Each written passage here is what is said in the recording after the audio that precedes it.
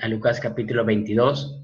Voy a compartir la pantalla en este momento para poder leer en el devocional en una versión que me parece que es bastante buena, que es la versión Nueva Traducción Viviente.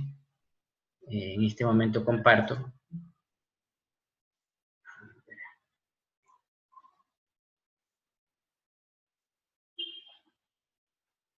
Y empezamos. Lucas capítulo 22, desde el versículo 39, la Biblia nos dice lo siguiente. Luego, acompañado por sus discípulos, Jesús salió del cuarto en el piso de arriba y, como de costumbre, fue al monte de los olivos. Allí les dijo, oren para que no cedan a la tentación. Se alejó a una distancia como de un tiro de piedra, se arrodilló y oró, Padre, si quieres, te pido que quites esta copa de sufrimiento de mí. Sin embargo, quiero que se haga tu voluntad y no la mía. Entonces apareció un ángel del cielo y lo fortaleció. Oró con más fervor y estaba en tal agonía de espíritu que su sudor caía a tierra como grandes gotas de sangre. Finalmente se puso de pie y regresó donde estaban sus discípulos, pero los encontró dormidos, exhaustos por la tristeza. ¿Por qué duermen?, les preguntó. Levántense y oren, para que no cedan ante la tentación. Mientras Jesús hablaba, se acercó a una multitud liderada por Judas, uno de los 12 discípulos. Judas caminó hacia Jesús para saludarlo con un beso. Entonces Jesús le dijo, Judas, ¿con un beso traicionas al Hijo del Hombre? Cuando los otros discípulos vieron lo que estaba por suceder, exclamaron, Señor, ¿peleamos? Trajimos las espadas. Y uno de ellos hirió al esclavo del sumo sacerdote cortándole la oreja derecha. Pero Jesús dijo, basta, y tocó la oreja del hombre y lo sanó. Entonces Jesús habló a los principales sacerdotes, a los capitanes de la guardia del templo y a los ancianos que habían venido a buscarlo. ¿Acaso soy un peligroso revolucionario para que vengan con espadas y palos para arrestarme?, les preguntó. ¿Por qué no me arrestaron en el templo? Estuve allí todos los días, pero este es el momento de ustedes, el tiempo en que reina el poder de la oscuridad. Bueno, familia, en esta mañana quisiera compartirles algunos aspectos muy importantes y estamos pues previos a la Semana Santa, la semana donde se recuerda la crucifixión, el sufrimiento, pero también la resurrección de nuestro Señor. Y qué bueno que dentro de todo lo que nosotros vamos a tener esta semana, vayamos con un corazón dispuesto y preparado para recordar, para aceptar, para también estar delante de Dios con un corazón siempre lleno de amor, de misericordia, un corazón lleno de paz. Dice la palabra del Señor que Jesús se fue como de costumbre al Monte de los Olivos para orar. Para el Señor Jesús era una costumbre la oración, una vida de oración, una vida donde constantemente mantenía comunicación con el Padre. Y vemos que se lleva a su círculo cercano, a Pedro, a Jacobo, a Juan, se los lleva a orar. Y la Biblia pues menciona que se va a una distancia prudencial de ellos, tal vez unos metros, y él comienza a orar, pero sabemos nosotros que a través de los otros evangelistas la escena no es más completa. Cuando comenzamos a ver y a comparar con los otros evangelios, vemos que él los deja orando mientras él se va orando a orar aparte. Y en medio de ese tiempo de oración, él comienza a experimentar mucha angustia, mucho sufrimiento. Siempre me he preguntado qué siente una persona que sabe que va a morir. Puede ser un enfermo que está a punto que tiene un cáncer terminal o una enfermedad terminal. Puede ser también un prisionero que sabe que ya ha sido condenado a la muerte y que dentro de poco se va a cumplir su sentencia. ¿Qué siente o qué experimenta una persona cuando sabe que le quedan pocas horas de vida? He tenido algunas personas de la iglesia que han partido a la presencia de Dios, pero hace pocos meses partió a la presencia del Señor una jovencita de 26 años, y yo fui a visitarla y a orar por ella unos 3 días antes de que ella partiera a la presencia de Dios, y ella me dijo, tengo miedo. Y yo creo que esa es la constante de la mayoría de personas cuando están a punto de fallecer, sienten miedo, sienten temor, pero he conocido a otras personas que también tenían una enfermedad terminal y ya estaban pues, avanzados en años, y ellos lo que me han dicho es, siento paz, siento temor, pero siento paz. Otra persona me dijo, siento amor porque sé que me voy a encontrar con el Padre. En este caso, el Señor Jesús experimentó sufrimiento porque lo que venía era muy fuerte. No solo por referirse al tema de la muerte, sino lo que iba a acontecer antes de la muerte. Todo el sufrimiento en la cruz, todo el sufrimiento que iba a pasar en la cárcel, en los golpes, las laceraciones, las humillaciones. Aún pues la Biblia menciona que todo ese dolor que iba a experimentar no era sino una parte de la copa, porque la mayor parte de la copa era el experimentar una relación rota con Dios. Fue la primera vez en donde el Padre y el Hijo se separan, porque el Hijo cargó con todos los pecados de la humanidad, y en ese momento, por primera vez, el Padre le iba a dar la espalda. Y eso hizo que el Señor Jesús sufriera. Eso hizo que el Señor Jesús entrara en un estado de angustia, a tal punto que la Biblia menciona que Él comenzó a sudar gotas de sangre. Sin embargo, me gusta como en esta versión relata que Él ora y le dice, Padre, te pido que quites esta copa de sufrimiento de mí. Sin embargo, quiero que se haga tu voluntad y no la mía. Si el Señor te dice que te espera una vida de sufrimiento para ver su gloria, ¿cuál sería tu reacción? Yo creo que la reacción normal y lógica de todos nosotros sería, Señor, ten misericordia de mí, no me hagas sufrir. Yo creo que todos los seres humanos le decimos al Señor de una forma u otra, Señor, no me permitas ver sufrir. Por eso le pedimos al Señor bienestar, le pedimos prosperidad, le pedimos salud, porque no queremos sufrimiento. Pero a continuación de esta frase, el Señor le dice a Dios, al Padre, sin embargo, quiero que se haga tu voluntad y no la mía. Y esa frase es determinante para ti y para mí. Que se haga la voluntad de Dios en nuestras vidas y no la nuestra. Que se cumpla el propósito de Dios para el cual estamos aquí en la tierra y no el nuestro, el que nosotros nos hemos proyectado. Qué bueno que en este tiempo recordemos esta porción bíblica en donde es un tiempo donde se habla mucho de la superación, del tratar de desarrollarnos más como seres humanos. Y está bien, todo eso es parte de algo necesario para todos nosotros, desarrollarnos y ser mejores personas, mejores seres humanos. Pero quiero recordarte que la principal causa de nuestra existencia debe de ser glorificar a Dios en nuestras vidas y que se cumple el propósito para el cual Dios nos creó. Entonces dice la Biblia que apareció un ángel del cielo y lo fortaleció. Y yo aquí quiero también hacer un paréntesis y decirte, Dios siempre en medio de la agonía de tu vida, en medio del sufrimiento, enviará a un ángel o a unos ángeles a acompañarte. Esos ángeles pueden ser personas de tu iglesia, puede ser tu pastor, puede ser algún amigo en Cristo, puede ser algún familiar, alguien que de alguna forma traiga un mensaje de consolación y de esperanza. Alguien que traiga una palabra que te sustente en esos momentos de angustia. Dios siempre enviará a alguien. Recuerda, aquella persona que te sustenta con su palabra, con la palabra de Dios, aquella persona que va y sustenta tu vida en esos momentos de angustia, es un enviado de parte de Dios. Y la Biblia menciona a continuación de que el ángel lo fortalece. Él comienza a orar con más fervor. Y estaba en tal agonía que su espíritu, en tal agonía de espíritu, que su sudor caía a tierra como grandes gotas de sangre. Finalmente se puso de pie y regresó a donde estaban sus discípulos, pero los encontró dormidos y exhaustos por la tristeza.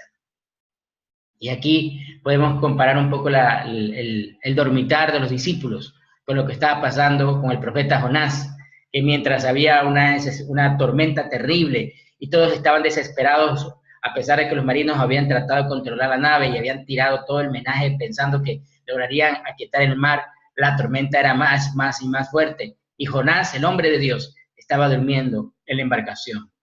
Es como, digamos, un parte de la naturaleza pecaminosa del hombre. En los momentos donde más se necesita espiritualidad, estar en un estado de carnalidad.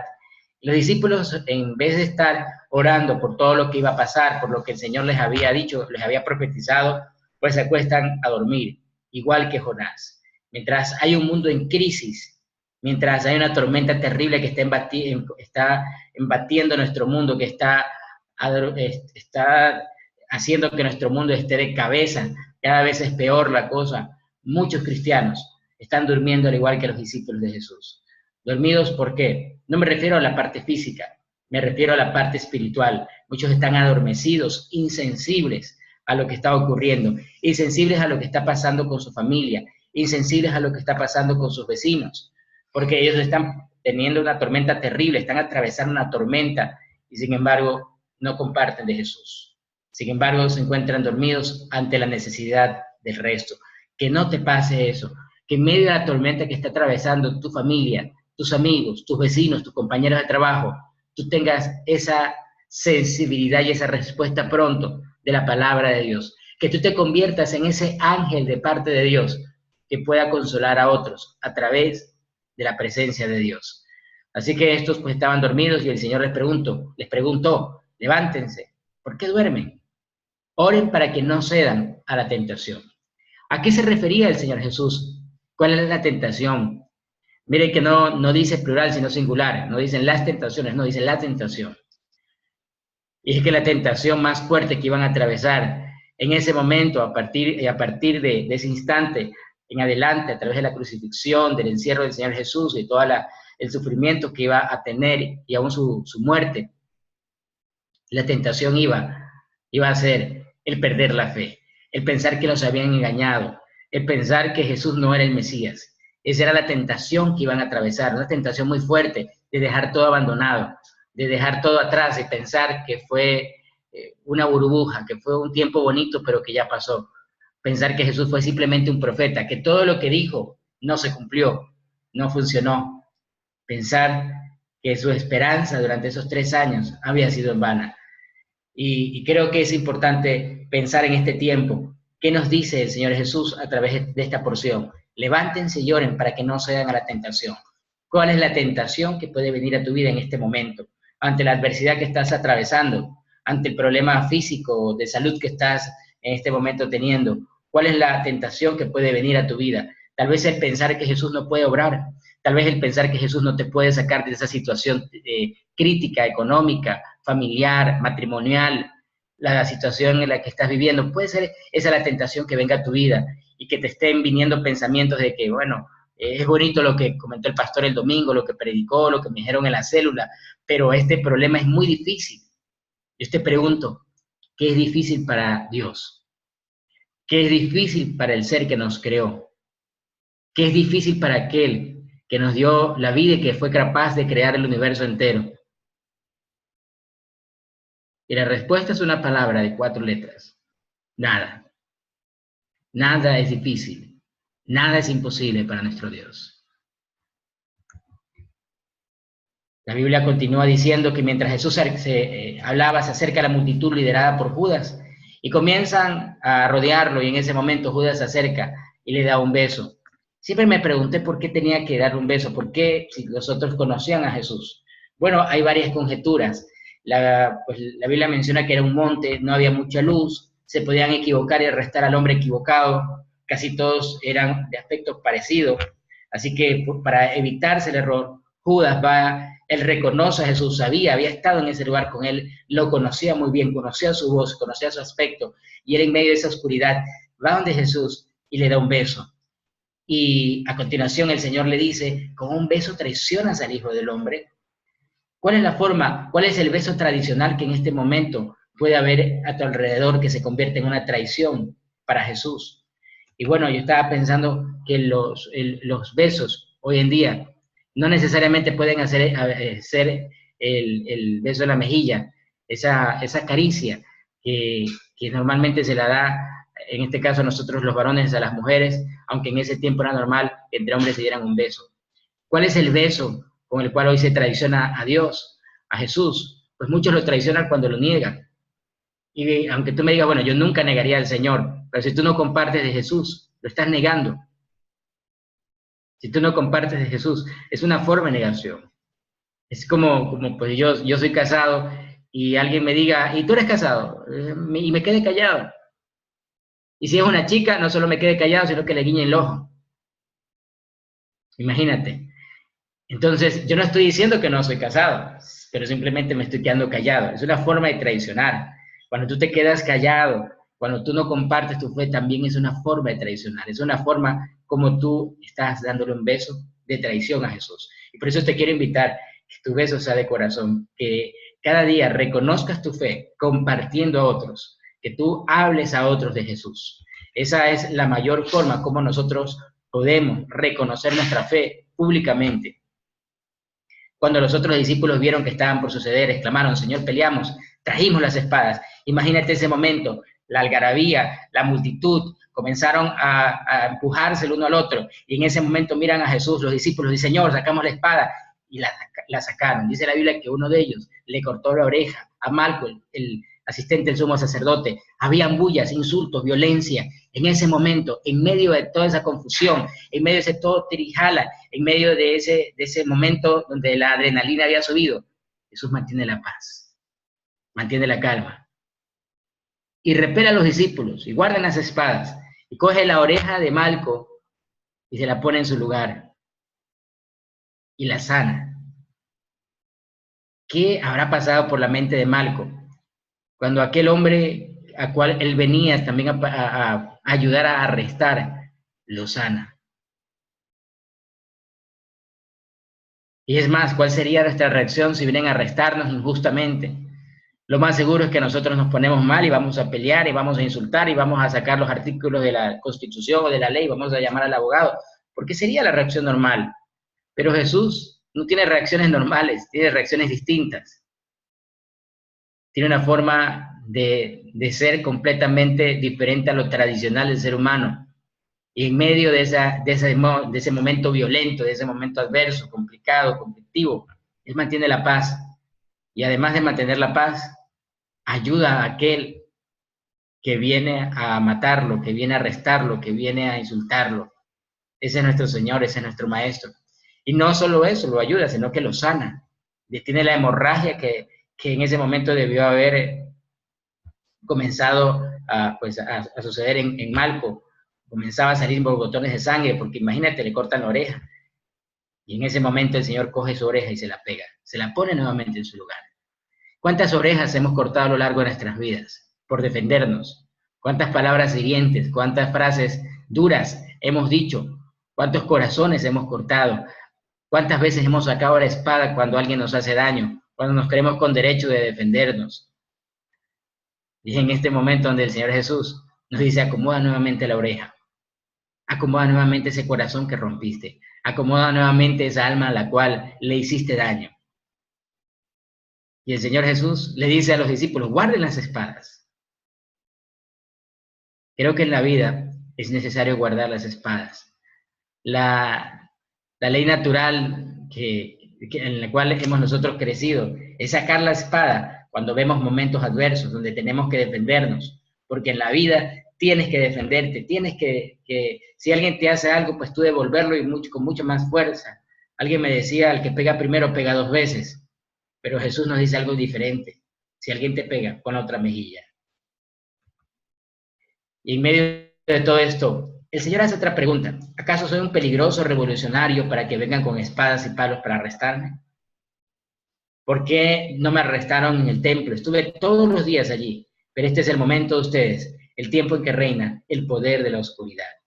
Y este es el momento donde sigue reinando el poder de la oscuridad, donde a pesar de que las manifestaciones de la gloria y la misericordia del Señor se viven a diario, está reinando la oscuridad, y tú y yo tenemos que presentar batalla, pero no con espada, presentar la batalla en oración. Es el tiempo donde debemos de orar con mucho más fervor, es el tiempo donde debemos de buscar más a Dios, es el tiempo donde debemos de unirnos, no para negar al Señor ni entrar en pánico por las situaciones que estamos viviendo, sino para orar y no entrar en tentación. Porque la tentación de este tiempo puede ser el que recurramos a otros medios y no recurramos a Jesús. ¿A quién acudes en tus momentos de desesperación? ¿Qué haces cuando no te alcanzan las cuentas para cubrir lo que tienes que cubrir en el banco? Cuando el diagnóstico médico es terminal y no hay forma de que los médicos puedan cambiar eso, la ciencia humana llegó a su límite. ¿Qué haces cuando la situación con tus hijos se ha vuelto más tensa, con tu esposo, con tu esposa? Cuando no sabes qué hacer, ¿cuál es la tentación que viene? Tal vez la de acudir a una espada humana que te ayude. Pero hoy Jesús te dice: vengan a mí todos los que estáis cargados y cansados, que yo les daré descanso. Quiero invitarte que en esta mañana vayamos donde nuestro Señor Jesús, a que Él nos dé el descanso necesario y Él pueda ayudarnos a recuperar, en este caso, las orejas que que nos han cortado o el corazón que está lastimado, pero también nos lleve a curar y a sanar a los que hemos lastimado. Este es el tiempo donde la oscuridad ya no puede reinar más en el corazón y en la mente, donde la luz de Jesús debe de llenar nuestros corazones, nuestros hogares y nuestras congregaciones. Quiero invitarte que oremos en esta mañana y le demos gracias a nuestro Señor. Amado Dios, amado Señor, gracias te damos por tu palabra que es viva y eficaz, que es más cortante, mucho más cortante que espada de doble filo. Señor, en esta mañana queremos darte la gloria y la honra. Queremos agradecerte, Señor, porque sabemos que aún es más cortante que la espada que cortó la oreja a Malco. Queremos pedirte que nos ayudes, Señor, a sanar, a reivindicarnos con aquellos que le hemos hecho daño, pero también que sanes nuestras heridas, Señor. Así como sanaste a Malco, Señor, así sánanos a nosotros. Y quita de nosotros toda incredulidad, quita de nosotros todo lo que entorpezca entender tu obra en nuestras vidas y entender el propósito por el cual tú nos has llamado y nos has hecho nuevas personas. Toma nuestras vidas, Señor. Ayúdanos a vivir una vida correcta, íntegra, una vida diferente, Señor, a lo que hoy nos dice. Saquemos la espada ante la adversidad y tú nos dices que no, Señor, que la guardemos. Enséñanos, Señor, a poner la otra mejilla, a dejar a un lado el pensar en nuestros derechos y comenzar a pensar mejor en nuestras responsabilidades. Y la responsabilidad más grande que tú nos has dado es la de compartir tu palabra y compartir tu mensaje, el mensaje de salvación que tú has dado a la raza humana, Señor. Pido tu bendición, Señor, en esta mañana para cada uno de nosotros. Guárdanos, bendícenos y úsanos conforme a tu misericordia, a tu gracia y a tu amor. En el nombre maravilloso, Señor, de tu Hijo amado Jesucristo, te hemos orado. Amén. Amén, amén. Amén, querido